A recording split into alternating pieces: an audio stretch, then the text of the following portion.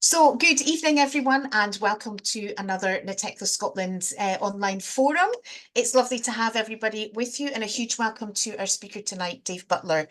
Dave joins us this evening to talk about a set of ESOL Literacy's resources that he has developed and recently republished with added materials, and he's going to share that with his sideline company, which is called ESOL Books, which is, I think everyone is really excited about. But before we get this forum started, just a couple of housekeeping issues. Please remain muted while Dave is speaking because it helps everyone's sound quality. I'm monitoring the chat box. Please put your hand up if you want to share your thoughts, have suggestions, ask questions. I know that Dave will probably have time at the end to have questions for you too. So enough about me and what I need you to do, and more about what Dave is here to talk about. So thank you so much, Dave Butler, who works at Glasgow Clyde College. He's an ESOL teacher and trainer. And as I said, he has developed a set of ESOL literacy resources through ESOL Books that he's going to talk about and share with us this evening. Thank you so much, Dave. Thank you. Yeah, thank you very much. Thank you, Pauline, sorry. And thanks so much to, sorry, Pauline. Thank you so much to Natechla for the opportunity to be here. As Pauline said, I'm a teacher and teacher trainer at Glasgow Clyde College, and I've been teaching ESOL literacy groups for about 15 years. And yeah, in September, published some ESOL literacy course books, okay, which I'll be talking about tonight. So there's a student's book. I've got a workbook for homework tasks, and I'll show you. We'll look at a sample unit a bit later, and look at a sort of reading and writing lesson from the book. And we have also a teacher's book with suggestions on how to stage the material. Okay, so yeah, thank you very much. I'm delighted to be here. I'm going to share my screen again. Yeah, thanks for coming and giving up EastEnders or whatever it is you would usually be doing on a Thursday evening. I don't even know if EastEnders is it still on Thursday? Right, so I'm going to go back to sharing my screen. Hang on a second. That's it. Right. So yeah, just an outline about the session for tonight. So we're going to start with, I'll start with a little introduction to the books and a little bit of background, how I came to write them, some sort of historical context to the books. It wouldn't be ESOL if there weren't a breakout room task, some pair work and some group work. So do a little bit of that, 5-10 minutes maybe. And like I said, we'll have a sort of sample reading and writing lesson, and I'll sort of run through a unit of the book, then just summarize the benefits of using this book and talk about some extra resources on the website that I've built, and finish with a Q&A. Okay, so yeah, like I said, I've been using this book this year. So it's not the first time I've used the material, but it's the first time I've managed to get it into a book and published it. And the students seem to really enjoy having their own book. I think it's the first time they've had one. You know, it's very different, obviously, to other levels where you've got your English file intermediate and your headway pre-intermediate, and students have got a book. I think it's the first time they've had one, so they seem to enjoy having it. And that was my intention, really, to plug that gap. It seems like as ESOL literacy teachers, we don't have a book, or we didn't have a book until this. So that was one of my aims, really, plug the gap, get us a book. And like I said, the students seem pleased to have it. In many ways, it's similar to other course books, especially that I wanted it to be very much topic based. So you've got the similar sort of units that you would see in other course books: hobbies, the transport, food, the weather. We've got 14 units there, and I just think it just provides context for the students, guides the classes. You can build the language around the topic. It just makes everyone's life easier, I think, and more enjoyable. In some ways, however, it is quite different. Obviously, it's tailored for ESOL literacy groups, obviously. So a lot of texts for students to read, obviously very basic texts, lots of writing tasks, lots of phonics, chance for phonics in there. I've added numeracy for this second edition. I realized there wasn't really enough in terms of numeracy. So it's got very practical, basic numeracy. We'll have a look at an example of that a bit later. Little bit on the background. So when I started teaching, I did the SQA ESOL Literacy course a while ago, and about 15 years ago, started teaching my first groups and didn't have a course book. We looked at a lot of material, and sometimes I would root around, find some material, and I would use that. That often took a long time. So I realized that it was in many ways quicker for me just to make my own material. So I started writing. During the teacher training course, we saw a blueprint. There's a lot of good video observation on it, and we saw blueprints of lessons, especially a reading and writing lesson based around a text. A lot of this book really is based around texts, short text, reading, writing lesson, stages before, stages after reading. And I, from the blueprint, ended up with lots of lessons built around these texts. And I quite enjoyed it. I like writing material. I found it very enjoyable, but exhausting. I was frazzled a lot of the time. You know, I'd spend hours planning material, writing, and then it would be 5 o'clock. Oh my God, I haven't written my lesson plan, teaching tomorrow. And then I would come and I would teach the lesson the next day, and it went well and I enjoyed it. But then you're back to square one, writing more material. So found it all pretty exhausting and realized that I had so many, after a while, I had a lot of documents based around different topics.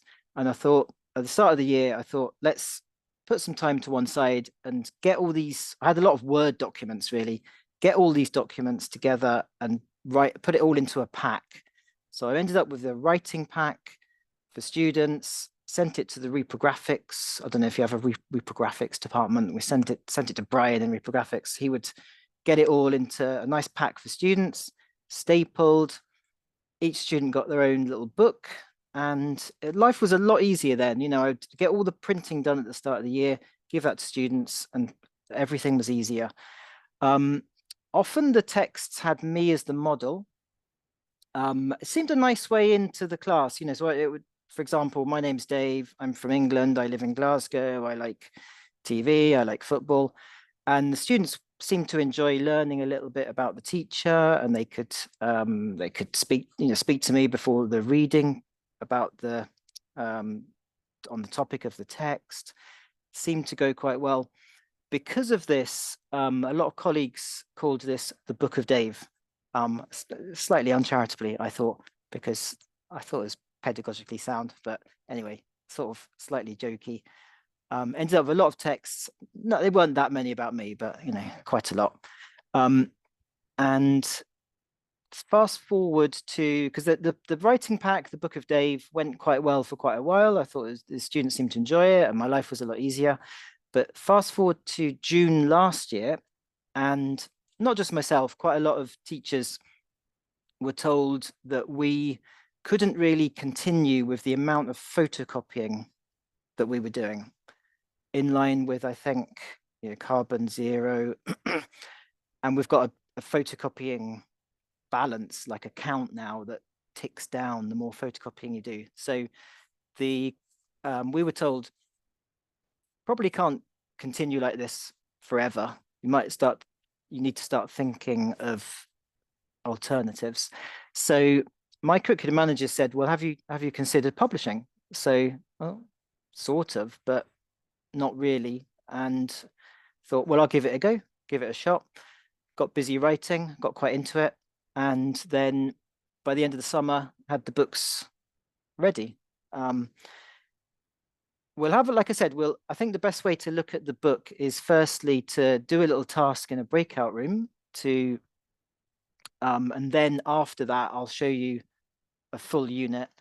So we're going to take a text from the food unit. Everyone likes talking about food. So got a text here for students. We're going to breakout rooms with three people in each room. Can you, from this text, design, and I'll share this with you in a minute, design tasks that you would give students before reading the text, while reading. And it's a reading and writing lesson, yeah?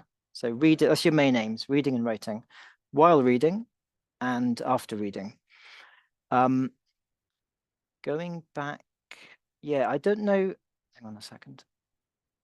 I can put this text in the chat box, or I don't know if it's easier for people to take a screenshot. What do we think? What do you think, Pauline? I'll put it in the chat box, Steph. The that's chat fine. box should travel with everyone into the rooms. Oh, does it? I wasn't sure about that. It should. Right. Okay. If it doesn't, just if you ask for help on Zoom, you can ask for help, and I can come into your room and share it. So I'm gonna copy this.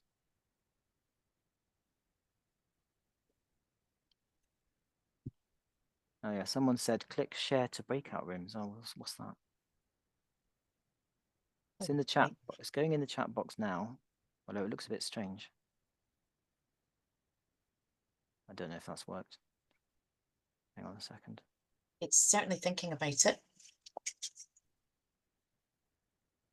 My screen's gone. Yeah, strange. and someone has said you can snip it from the full screen.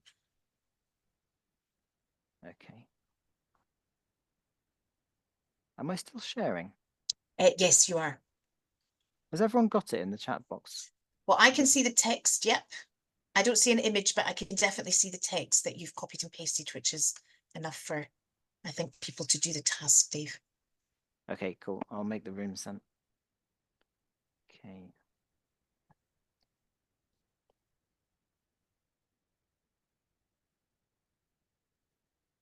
Right, 5 to 10 minutes probably for this. No problem. Right, 7 rooms, brilliant. Okay.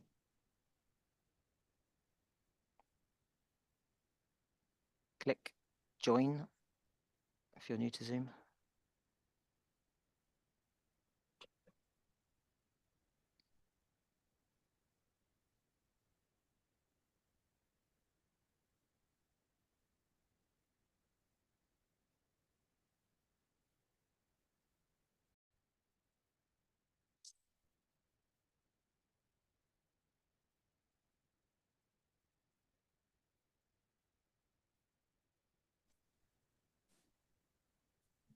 Hi, folks. Have you come out of your room deliberately? Did Dave's? Yeah. Yeah, I think we've exhausted everything. No, that's absolutely fine. I thought that maybe Dave had shut the rooms. I was just double checking there. We'll just sit and wait for everybody else to come back.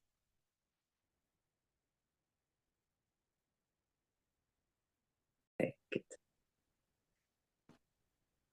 I think everyone's more or less finished. I went to a few rooms. You guys can hear me, right? My microphone went funny just now. No, we can hear you fine, Dave. Yeah, thanks. Cool. Right, let me go back to share screen.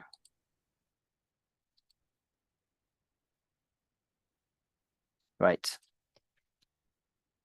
How about, so I'm going to choose, I'll choose people to give me some tasks. Okay. How about, I'm just choosing randomly here. How about, I'll put your hand up if you're keen to tell me, but if not, I'll just choose. How about Penny in your group? What did you choose for the before reading tasks?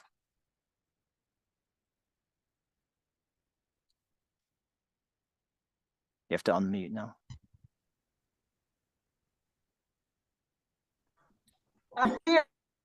Yeah, we chose prediction. Can you hear me? Yeah. Yeah. Can you hear me? Okay.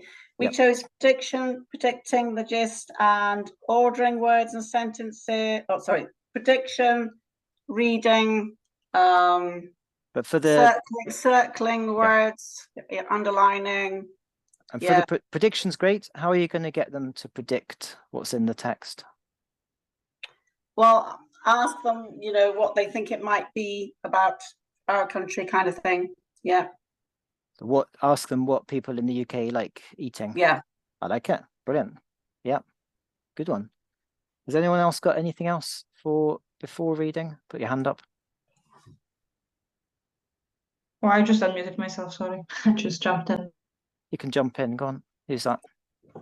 Yeah, we were talking to, I think it was Emma who said maybe find Russia. a video to see if there's some videos of some British food. I was saying what always gets people talking is a photo of good cooked breakfast to get them talking about have they seen that, would they eat that. We also talked about some questions. What food do you eat? What food do you like? Brilliant. Yeah, lots. I'll after we've shared some ideas here, I'll tell you what I do for this class. But a lot of these things definitely. Kasia, go on. On you go. Well pronounced, thank you.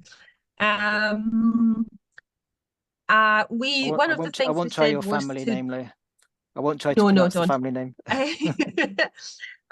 We said you could do like a matching activity of countries and foods, you know, even using names of countries or maps perhaps, and food, just to introduce the idea of different foods from different countries.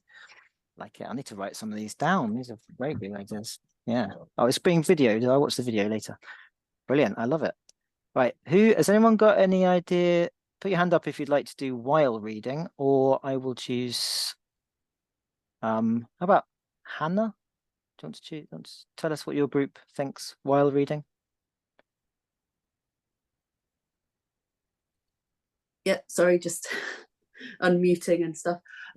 Yeah, so it sort of relates to the before reading task. So we if you ask them to guess which foods people from the UK like eating and which things they like drinking, you can put those up on the board, and then while they're reading, they can see if what they predicted, in fact, is in the text. Nice. I like it. And we've got some hands up as well. Ahmed. Yes, thank you.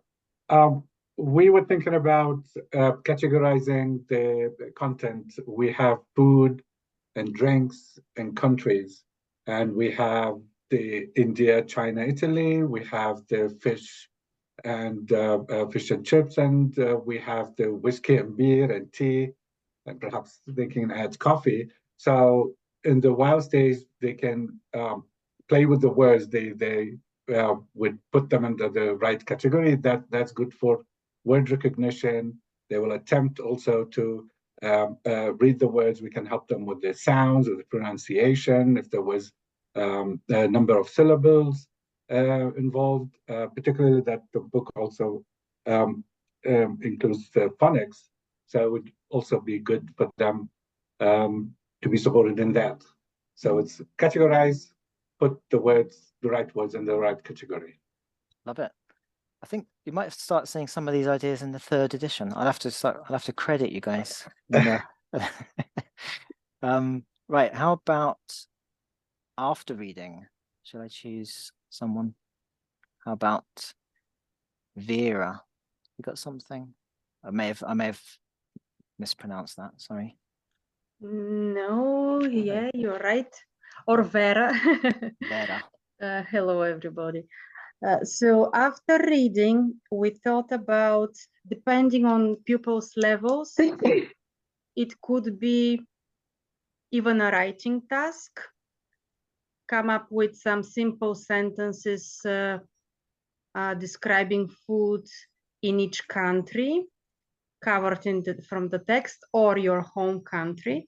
It could be a discussion if they are not literate in English or any other language. It could be only a discussion with a partner or a group discussion, and practicing or asking questions.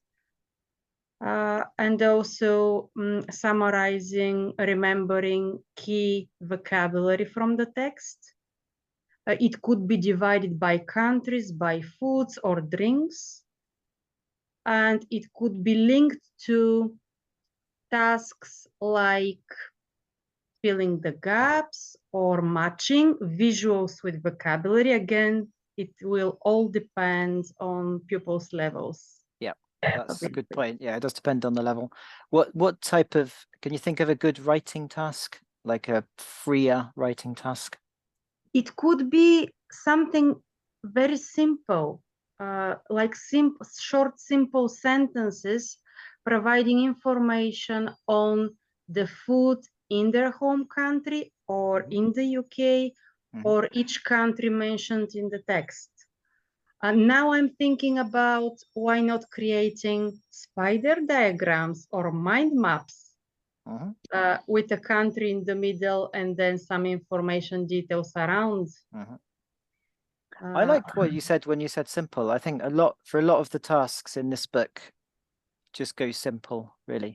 I'm mentioning this only because I'm referring to my pupils and they are usually at a lower level of English and some of them can't not read and write even in their home language. That's why maybe I link this to simpler tasks. Yeah. I mean, in the breakout rooms, a lot of people were talking about something as simple as I like fish, I like chicken. You can do some very simple writing, no problem with that at all. Right, I will hold on, show you. We also thought about using your text as a writing frame and using the beginning of your sentences to then finish with their own after they talked about it. Yep, definitely, writing frame works very well. I'll go through. Oh, any hands up if anyone wants to add anything for after reading? Anything else? No, lots of good ideas though. Brilliant. So yeah, I'll go through what I tend to do with this particular class, and it's a similar sort of model, similar blueprint for most of the texts, really. And the material in this book tends to follow or is guided by certain principles. So hang on, I am sharing still, aren't I? Yeah. Yes, but we can see your slides down the side. I don't know if you want to go back to slideshow, Dave. Yeah, like that. That's it, isn't it? So yeah, you guided by certain key principles. So as we've said already, relevant topics like food, build good rapport with the students. It's engaging, gets everyone interested, and guides the lesson. Lots of reading aloud. I think this was mentioned by a lot of people in the breakout rooms. Literacy needs students reading aloud, really. Lots of phonics work, lots of writing. Lots, not for this lesson necessarily, but each unit has numeracy tasks, basic numeracy tasks, and kept with a real life application, things like money or telling the time. And lots of repetition. So if you look through the text, they tend to have the same sort of high frequency words, have, go, the, and there's lots of tasks to enable students to repeat exposure to the words, really, through spelling work, reading, the reading tasks. The homework is the same as well, uses the same texts and builds on the work they do in class. There's one more principle, but I warned you, there's a dad joke coming. Can anyone guess the final key principle? It's repetition.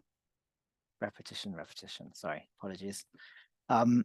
So I'll go through what I do for this class then. So as similar, a lot of things that people were saying, very simple though. So lots of speaking. I don't know about your groups. In my groups, they tend to have pretty good speaking level, much better than their level of reading and writing. So take advantage of that. get them chatting, warm up the class, get them into the topic. As a lot of people were saying, keep it simple.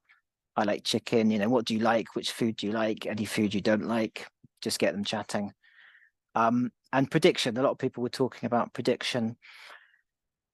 Pictures, I mean, this depends if you've got, I'm lucky enough to have an interactive whiteboard. Maybe not everyone does, but you could print worksheets, I guess, or use the book. You've got pictures are great, you know, just get some pictures on the board, which leads them into the text, get them into the text. So in this case, I'll show you the pictures, different items that are mentioned.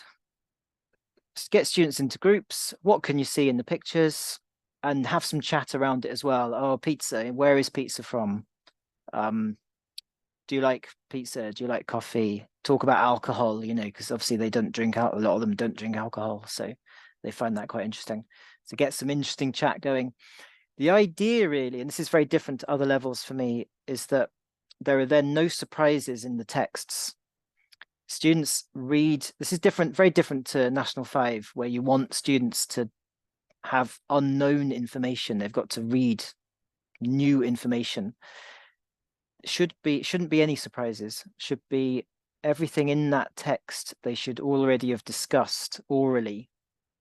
Discuss it orally before you read it, and then you can link the sounds and the spellings of words like, or phrases such as I like or people eat. Link those phrases with what you then read. Makes the reading much easier for them. Onto while reading, as people have mentioned, lots of reading aloud. So even if you're of a very basic level, if you can get this text on the board, and obviously interactive whiteboard is going to help, or a projector, get this text on the board and the teacher reads it aloud and everyone can just look and listen, and students get a chance to hear it orally, get the oral version of it first, and then when they later read it aloud, it's much more achievable.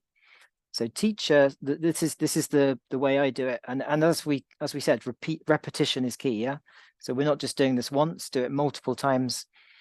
Teacher reads it aloud, everyone listens. Everyone read it aloud together, chaos, but fun.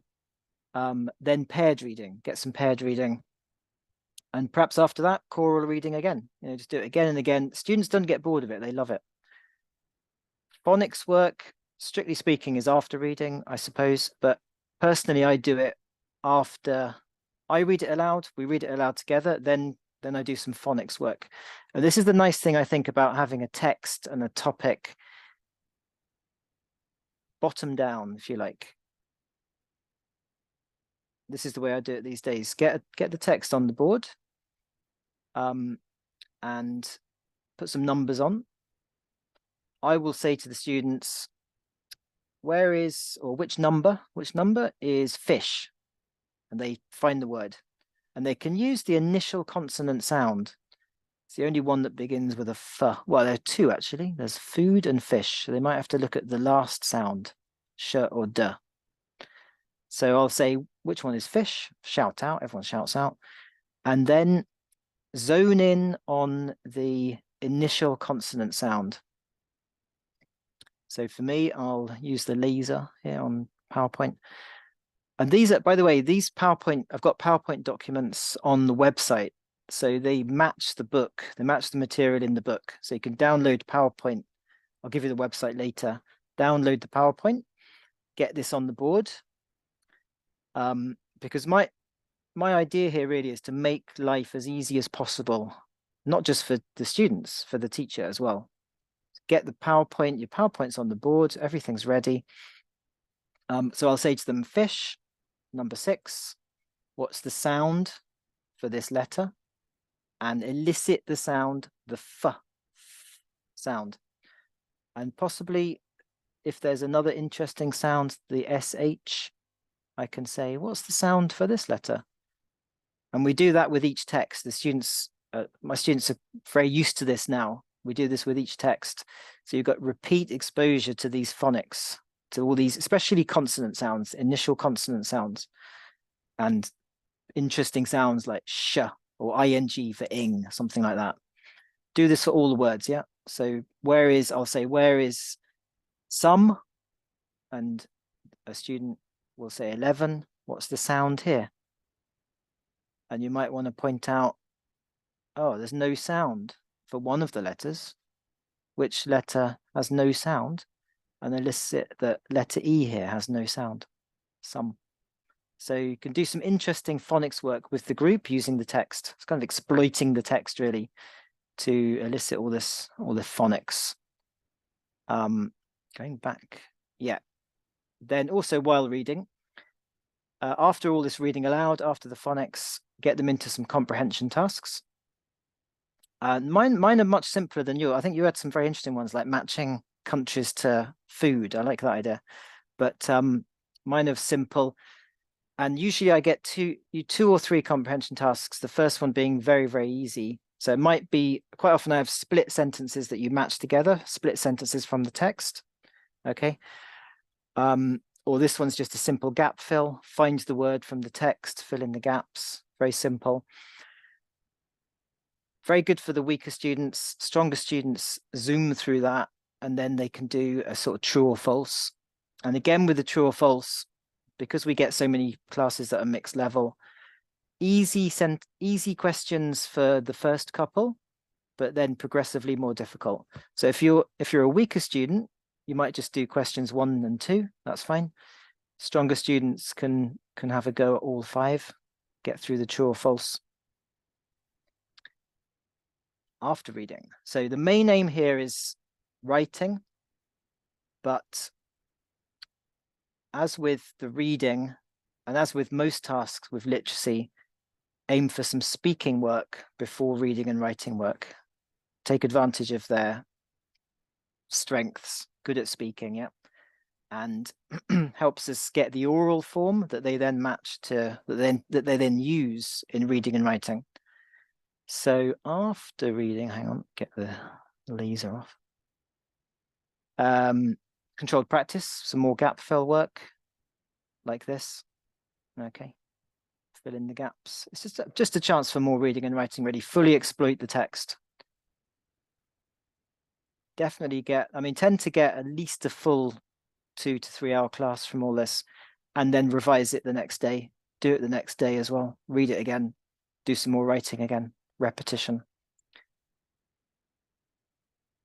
Then after the gap fill, yeah, then as a lot of people were saying, we want to personalize. Take the chance to personalize the language. So more speaking. Again, I like, what food do you like? But then add also, what do you like? What foods do people from your country like? And this is where I find one of my favorite stages. This is where it gets really interesting. People start talking with pride about the food from their country.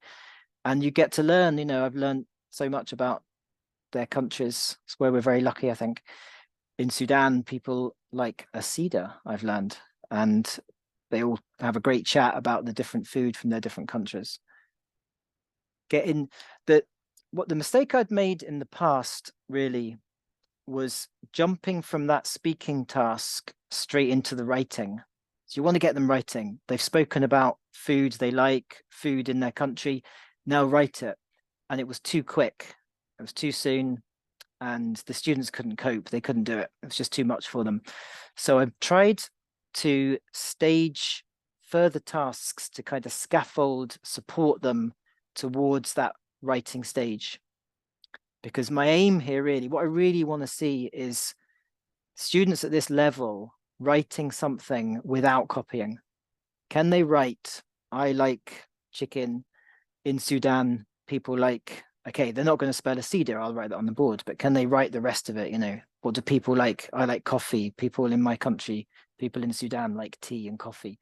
Can they write that with maybe a minimal amount of copying or even no copying? It's fantastic. And if you see students do that, it's such a great, they're so proud of themselves. Imagine doing that in Arabic, it'd be amazing.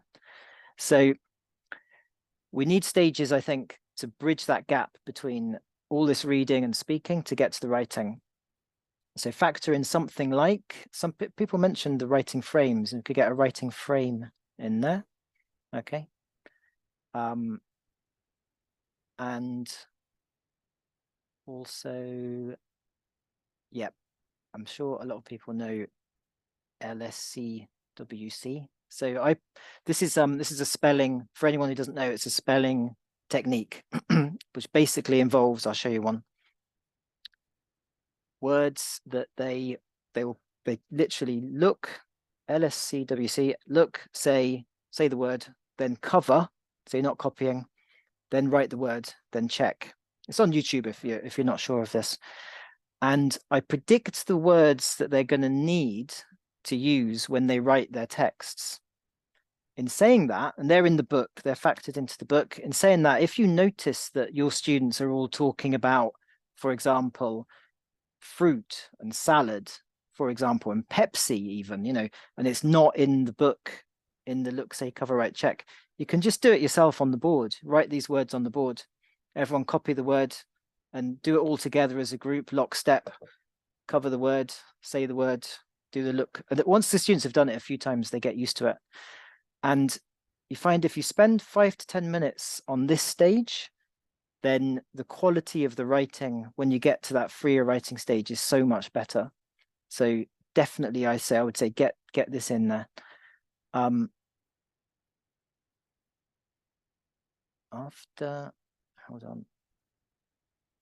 So a bit repetition here, sorry. Then, yeah, as I said, we want personalized writing, but without students copying. So after this look, say, cover stage, I nominate a student and we put on the board the text as a model, really, just to clarify the task for the students. Put a model on the board. Mustafa, what do you like? I like tea, I like chicken. In Sudan, people like asida, people like coffee. Get it on the board and say to everyone, that's what we're going to write now. Everyone's going to write, but for you. You're going to write for Afghanistan and for you. But we're not going to copy. And I remove that from the board. And I say to the students, we want to write with no copying. But if there's a problem, let's say you have a problem writing the word eat or drink, especially the more difficult words, people. I can't spell people. If you have a big problem with that, I say to them, you can, we want the books closed, but you can open your book and you can find the word because it's in the text. It's in the text they read, yeah? You can open your book, have a look at the word, and then close the book. You're going to remember the word, yeah? Memorize it. So try and do this without any copying. Memorize the word, close the book, then write it, okay? And I found that students can, with that, it's like a sort of crutch, really, that, isn't it? Sort of a fail-safe plan B. Usually most of them can get something, even if the weaker students might not write much. They might just write, I like chicken. In Syria, people like rice. At least they've written something without copying. After that, self-correction. For example, Ahmed, great spelling, well done, but no full stops. Can you write 5 full stops? Get them to improve it. Then there's a chance for more reading aloud. Read your text aloud to your partner. So fully exploit all this. You've got more English there, more chance for literacy work.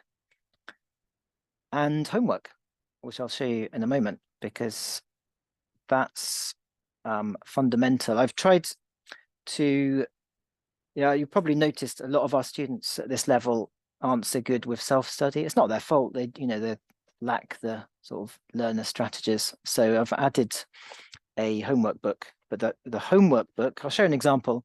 I mean, for this text, there are probably 6 or 7 pages for them to do at home. Simple stuff, all based, all linked to the text. So letter gap fills, reordering text, reordering sentences, that sort of thing. Word searches, all basic tasks. So sample, I don't know if anyone's got any questions about any of that before because I'm going to show you, I'll show the full unit in a minute from, for this topic of food. but that was quite a lot. I don't know if anyone's got any, if anybody wants to ask a question, or I can just carry on if you like. There are no hands up, Dave. So I'll just carry on.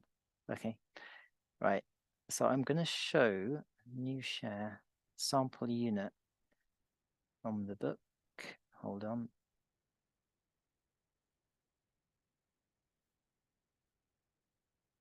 I think this is it. Yeah. So I'll just whiz through this one because, like I said, I'm going to send you this as a PDF anyway. So most units have some vocab work. You can see a different. Share now, I think. Yeah. Yes, we can. It says food, and you can see pictures of food like tea, tomatoes, rice. Yes. Yeah, cool. So vocab work linked with some more phonics work, fill in the gaps of the letters. The teacher's book's got these as flashcards if you want flashcards, to do some flashcards first, matching. Then text, that's the text we just did. Then there is some more vocab work. Categorizing, I think people were talking about categorizing. Categorizing. The teacher's book gives you suggestions on how to stage all this. And we've got PowerPoint slides on the website. Categorize the food. Then we've got another text. So I've got some work here on what do you eat for breakfast? What do you eat for dinner? What time? And the same sort of structure, comprehension tasks, gap fill, look, say cover, write about breakfast and dinner. This one, I'm trying to get more audio. There's audio on the website, but there is some audio for this one. This is a sort of culminates in a role play in a cafe, but it's got a listening task, and it's got some work on numeracy, on prices, how to say prices. And there's some work on writing pound symbols and that sort of thing. Understanding a menu and listening task.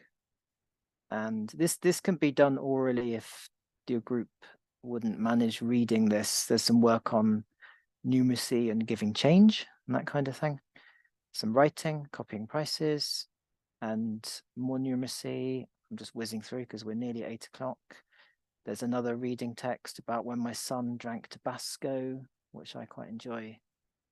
Everyone usually finds that quite funny. He was fine, by the way. Not funny because he was in any way hurt. He was fine. No children were hurt in the making of this. Then some phonics on Magic E. Okay, so try and get some phonics in each unit, in addition to the phonics work you do in the texts. And there's a bit of phonics at the end of the unit as well. Okay, so I'll try and wrap up now. Hold on, if I go back to new share. Back to the PowerPoint. Yeah, the main aim really is, just to boost the students' literacy level, make it easy, make it effective for teachers. And certainly, like, compared to when I started teaching lits, now having the books, the students seem to enjoy having them. I'm much less frazzled as a result. So it's been good in that way. I'll just finish with my contact details so I can email there. There's a website. I've had 1 or 2 issues with the website. So if there is a problem with that, just let me know.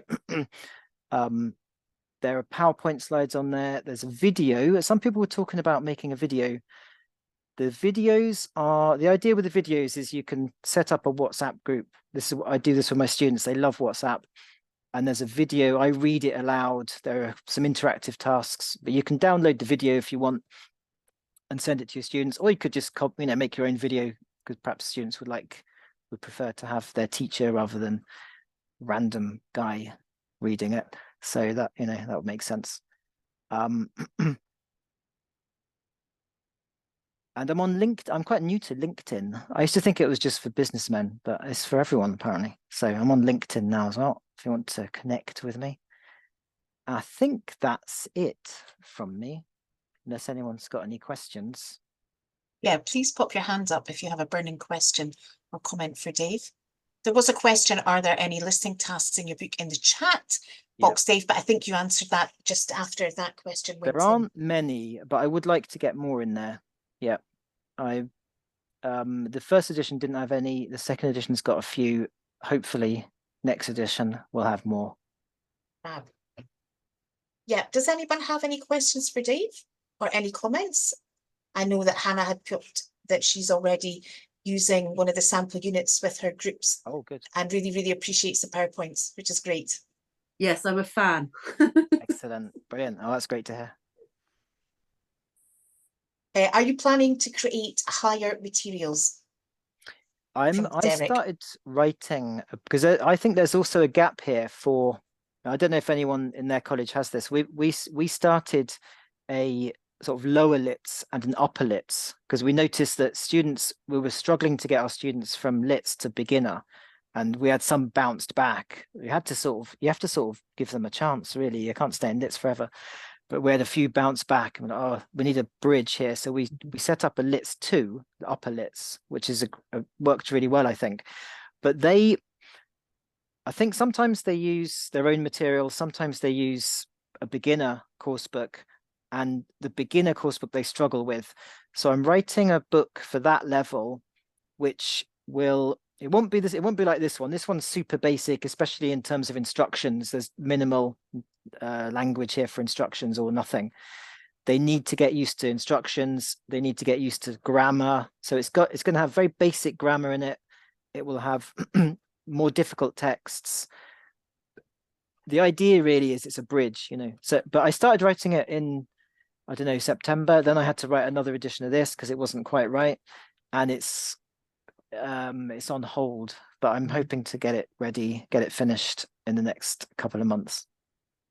I wonder if Derek's also asking about higher materials, ESOL higher, or not higher literacy. I'm not sure because you've done a Nat 5, Dave. Yes, I have got a Nat 5. It's very specific. It's writing for Nat 5.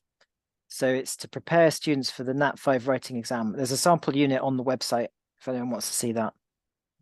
So there's a lot of people saying what a great resource and very much needed. There's been a real gap. It's great to have an ESOL textbook, etc. Derek, not Dave. Dave's our presenter. I beg your pardon, Derek. Yeah, for ESOL higher, he was asking, struggling with writing materials, which I think people do. I mean, it's the higher. Last time I taught higher, I think the tasks might be similar to the Nat 5, but I haven't done higher for a while. If it's formal email, the Nat 5 one's got informal email, formal email, report, and essay. But it's obviously it's aimed at Nat 5, so I don't know. It might be too easy for higher. I don't know. And again, it's the same structure. You know, it'll help them with structure, and absolutely might be worth looking at. Okay, folks. Is there any last comments, questions, thoughts? If not, I will pull. I don't see anyone's hands up, and there's nothing in the chat, so I'll pull the session to the close with a huge thanks for Dave. Thank you so much for giving up your time this evening to share your resources. We have popped the website into the chat box, so go along and have a look at the website, and you can order the materials from there as well.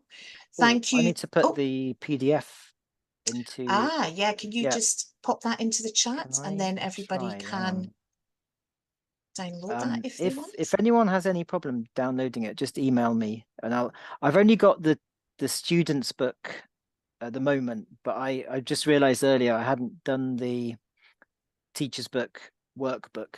But if anybody wants that for this unit, and then you can print it, go and use it in class, just email me. I'll do it tomorrow. Okay. Let me try. Hang on. So what do I do? File. Your computer. I haven't done this for a while. Sorry. That's okay. Documents. Hold on. I like that when we need to do tasks like this, we need to say what we're doing at the time. I do exactly the same. So everyone, I want to say thank you so much for joining us this evening. If you're interested in any of our online forums in the future, I'll pop that into the chat box as well. So this is our webpage, and you can always find out what our next session is. They're towards the end of each month on a Thursday evening from 7 till 8 o'clock, as you know. This session that is being recorded will be shared on our YouTube channel, and I've popped that link in the chat now. And I can see that Dave has also popped in the PDF. And so with everything there, that brings us to a close. Thank you, everybody. We very much hope to see you at an Atekla Scotland event very soon. Take care. Good night. Thanks, everyone. Thank you.